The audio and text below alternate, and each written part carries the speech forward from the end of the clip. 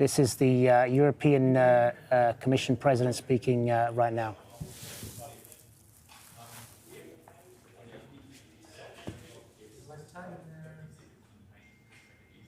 And in these dark hours, the European Union and its people stand by Ukraine and its people. We are facing an unprecedented act of aggression by the Russian leadership against a sovereign, independent country.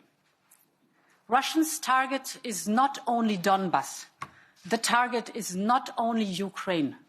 The target is the stability in Europe and the whole of the international peace order.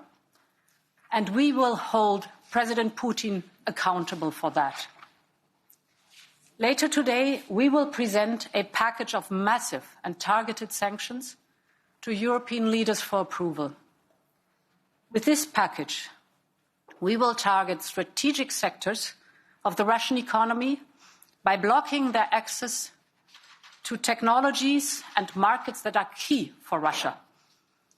We will weaken Russia's economic base and its capacity to modernize. And in addition, we will freeze Russian assets in the European Union and stop the access of Russian banks to European financial markets. Like with the first package of sanctions, we are closely aligned with our partners and allies, the United States, the United Kingdom, Canada, but also, for example, Japan and Australia. These sanctions are designed to take a heavy toll on the Kremlin's interests and their ability to finance war. And we know that millions of Russians do not want war. President Putin is trying to turn the clock back to the times of the Russian Empire. But in doing so, he is putting at risk the future of the Russian people. I call on Russia to immediately stop the violence and to withdraw its troops from Ukraine's territory. We will not let President Putin tear down the security architecture that has given Europe peace and stability over many decades. We will not allow President Putin to replace the rule of law by the rule of force and ruthlessness.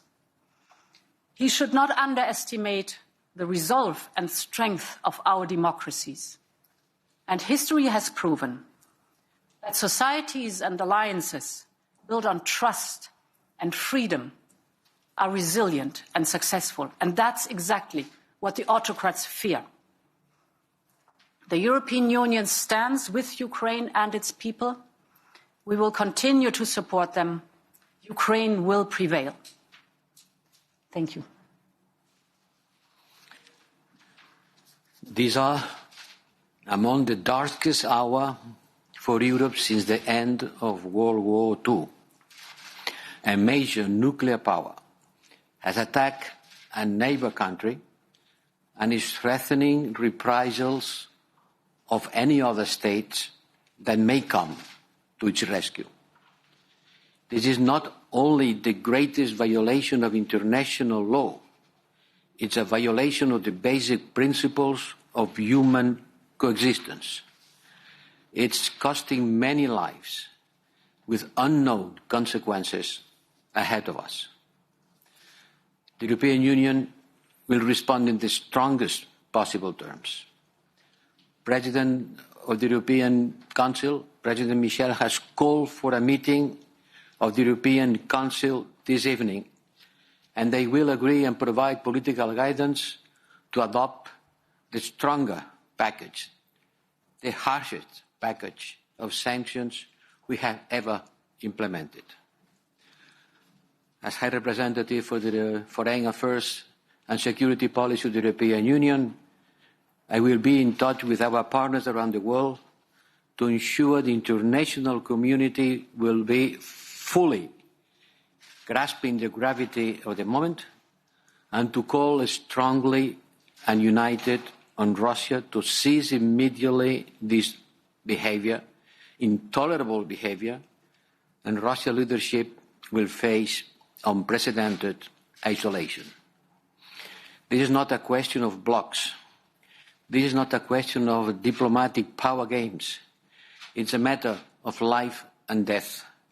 It's about the future of our global community.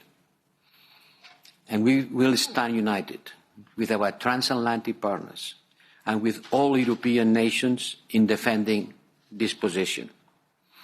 We stand united in saying that no violence and destruction as means to obtain political gains.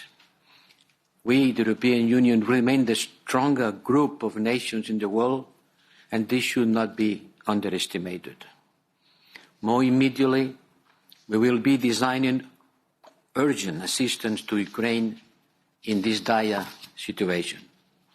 We will also be active in supporting evacuation operations, including of our own staff in zones affected by this Russian attack. The European Union, together with transatlantic and like-minded partners, have made unprecedented efforts to achieve a diplomatic solution to the security crisis caused by Russia. But Russia has not reciprocated these efforts and instead has opted unilaterally for a grave and premeditated escalation conducting to war. President Putin needs to stop this senseless aggression.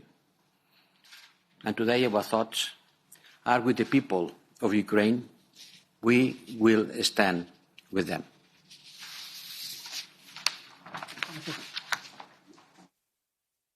All right, you've just been hearing there from the